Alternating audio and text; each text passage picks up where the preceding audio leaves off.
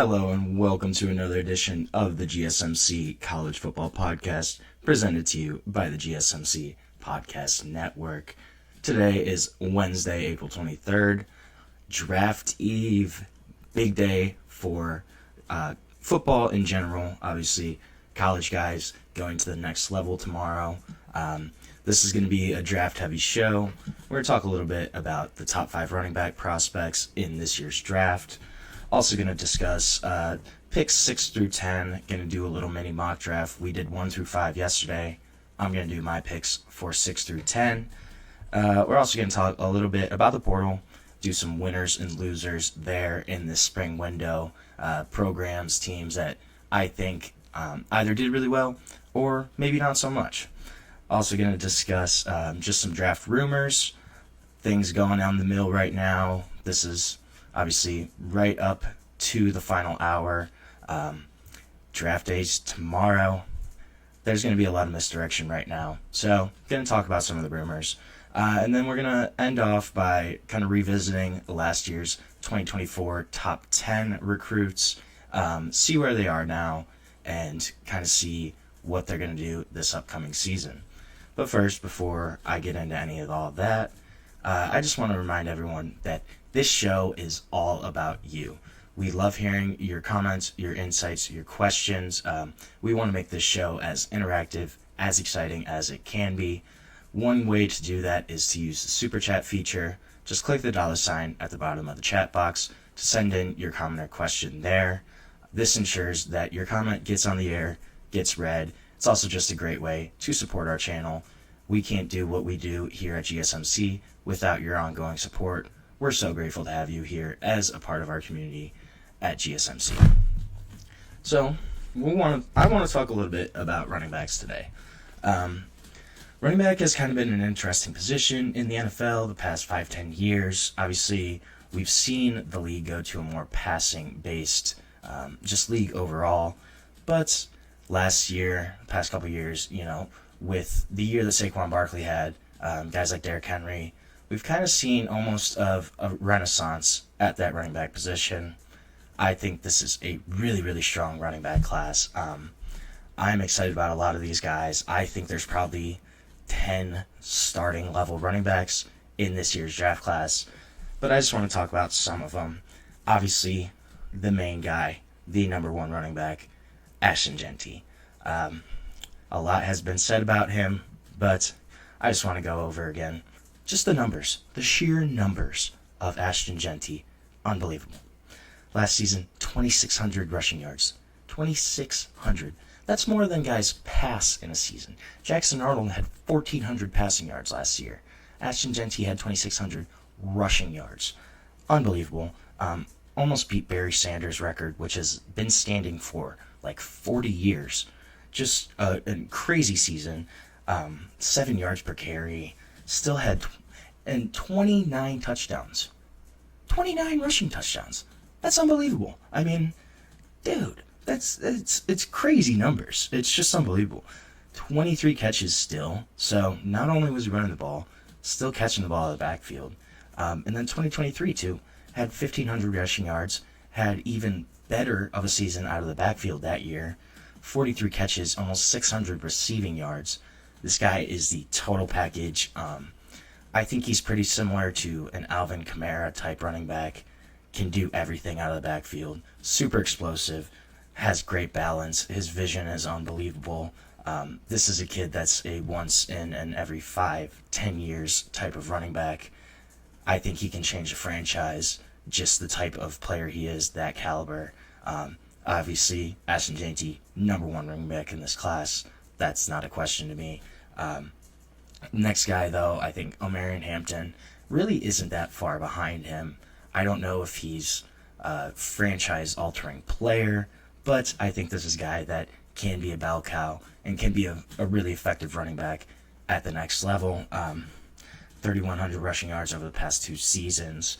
Also caught 57 passes during that time span. So, still has a little bit of versatility coming out of the backfield. This is a bigger, physically gifted back, though. 6 foot, 220, really bruising frame. A guy that's going to wear you down, just with his combo of size, his lower body strength, he's going to keep those legs driving. He's probably going to be a guy that's a little more productive in a zone-based blocking scheme, just kind of because those zone blocking schemes really highlight, accentuate his strengths, what Hampton brings to the table. I think one thing here is going to be his vision. That's kind of going to be key for his development. Can he improve his vision? Can he improve which holes, which running lanes he's choosing to go through? But I think once he does that, this is a guy that's a true three down back. There's a couple teams I'm looking at here. I don't know if Dallas would do this, but I could see Dallas taking a running back at 12. Jerry Jones kind of beats to his own drum. It makes sense. They need a lead back. I don't know if they take Hampton that high, though. I really am looking at the Broncos at number 20 as a strong landing spot for Omarion Hampton. Sean Payton wants to have a more strong runner in that system. Had Javonte Williams last year. Guys kind of had a committee by backfield. Wasn't as effective as he thinks it could have been. Sean Payton historically relies on that running game. Uses kind of a bigger back. Mark Ingram is one that comes to mind. But Omarion Hampton can kind of fill that role. I think he is, though, a three-down back and a guy that can stay on the field for the entirety of an offensive series. I think Denver makes a lot of sense there for Omarion Hampton. The number 3 running back, I think, is TreVeyon Henderson. And TreVeyon Henderson, I watched live his freshman season at Ohio State. And watching him live that year, I thought this kid was going to be a top 10 pick, guaranteed. That was his best season, actually, just statistically. He had 1,250 rushing yards. He broke Maurice Claret's freshman rushing record at Ohio State. 15 touchdowns that season as a freshman. Kind of struggled with injuries in 22, 23. Had a little bit more of a backfield share during that time at Ohio State. And then he bounced back last season. Had Quinshon Judkins in that backfield with him. Was kind of able to maintain his body, stay fresh, and had 1,000 yards, had 10 touchdowns, had 27 catches. Trey Henderson, I think he's much more of a home run hitter. This is a guy that's going to beat you with his explosiveness, ability to get outside. He's got home run speed. This is a kid that's a home run hitter. I think he's just really explosive, able to burst out quickly. He can turn a 5-yard play into 25 really easily. I think his potential in the NFL is probably higher than people think.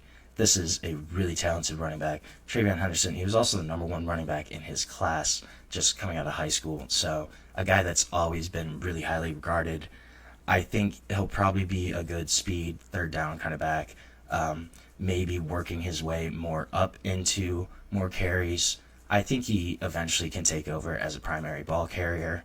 I don't know if that happens this year, but definitely a guy that at least right out of the bat is going to be in a rotation for sure as that kind of speed, third down, receiving back threat. I think if he's fully healthy, that's the one thing with Trey Henderson is just his health. Can he stay healthy the entire time, the entire season, and just the physicality of the NFL? Will his body be able to handle it? I think it will, especially if he comes in and has a timeshare at first, can kind of get acclimated, get his body adjusted, and I think he can have a really strong NFL career. And then the other, I think Quinshon Judkins is the number 4 running back. These guys are 2 of the top running backs in this class. Judkins, obviously paired with TreVeyon Henderson, had a little bit of a thunder and lightning kind of combination. Actually, another kid, though, whose freshman season was his best season by far, had 1,500 rushing yards at Ole Miss, had 16 touchdowns that season, SEC Freshman of the Year, really carried the Rebels' offense during that season. But this is a kid that's been productive every year in college. In his 3 seasons, had over 1,000 rushing yards every single year. I think his thing is going to be just limitations-wise. He isn't a super strong runner east to west. This is a true north to south guy. Judkins wants to get downhill. He is not super creative in terms of finding running lanes, using his vision to cut back. This is a guy that's going to go through the first hole he sees and run as hard as he can. But really physical running back, really powerful. And I think the power component of his game is a little underrated. He's not a super big back. I think that's kind of what throws people off with Quinshon Judkins, is just the fact that he's not super big, but he is more of a power guy than a speed guy for sure. This kid, watching him live too, I saw Quinshon's freshman year.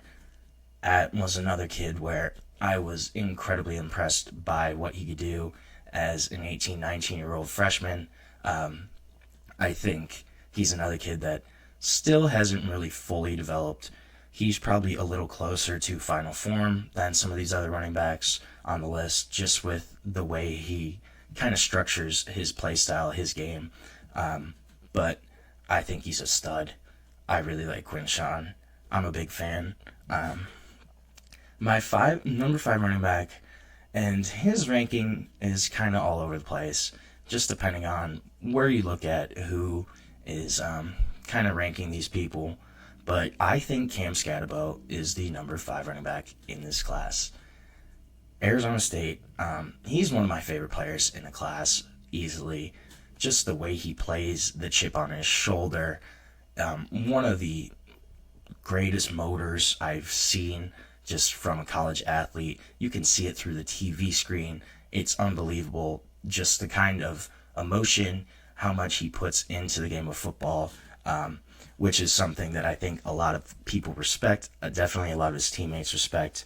And this is a kid that does not give up until the whistle is blown. If you watch him, if he gets stopped at the line of scrimmage, those legs are always churning, always pumping. Really has a strong lower body that helps him fight through contact. And I think the best thing about Cam Scatterbo is just his ability to break tackles is pretty unreal. I mean, you'd see plays where he's breaking 4 or 5 tackles and just bursting off these 25, 30-yard runs. I think it's pretty crazy just what he can do. The winning mindset for Cam Scatterbo is something that gets underrated. This kid basically carried Arizona State to the college football playoff, has the ability to shoulder a huge burden on offense for whoever he kind of lines up for. And this is a guy that has the make of a true 3-down running back. Won't have to be subbed off the field. Just this past season, had 1,700 rushing yards. Obviously, a really good chunk of rushing yards. Had 21 touchdowns. But he also had 45 catches. Had 600 receiving yards. Had 3 receiving touchdowns. And I think that stat is the more important one here. Kind of showcases that Cam Scatterbo is not just, your power running back. He is a guy that can play out of the backfield, that can make plays. In the passing game, I think that's something that's kind of underrated in his game, something to look out for on the next level. But I would not be surprised whatsoever if Cam Scatterbo is a starting running back in the NFL. Maybe not this year, but at least by next season, by 2026, I think Cam Scatterbo's right up there as a starting NFL running back. So we're going to take a short break and when we come back, we're going to do some more NFL talk. We're going to do a little mini mock draft, talk picks 6 through 10, who I think is going to go where. But we'll be back shortly on the GSMC College Football Podcast.